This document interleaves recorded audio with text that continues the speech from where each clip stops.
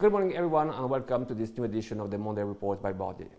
Last week in the US we had some deceptions on the economic front.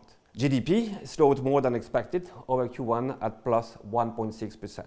Moreover, the Personal Consumption Expenditure Price Index, the PCE, the preferred measure of inflation for the Fed, came in somewhat higher than expected. On top of that, the confidence of purchasing managers in the manufacturing sector has slowed in April more than expected, both in the US and in Eurozone.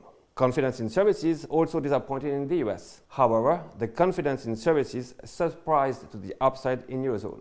And this is one of the reasons why we are currently more positive on European equities compared to US ones. Data on US inflation pushed 10-year yield slightly to the upside in the Eurozone and in the US. As a result, bond prices were down by 0.3% in the US and by 0.5% in Eurozone.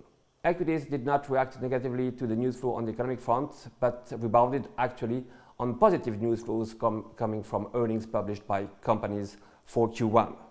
In the US, equities were up by 2.7%. Emerging markets did even better, plus 3.8%, while Eurozone plus 1.7% and Switzerland plus 0.4%.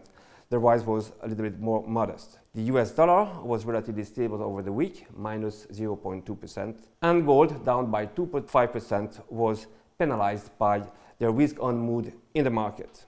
This week will be very busy in terms of statistics published.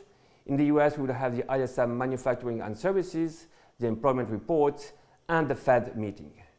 In Eurozone, we will have inflation for March and also the first estimate for growth, GDP growth for Q1. In terms of recommendation, we have a positive view on the mining company Anglo American. The offer for its takeover by BHP has been rejected for the time being, but it illustrates that there is value in the sector.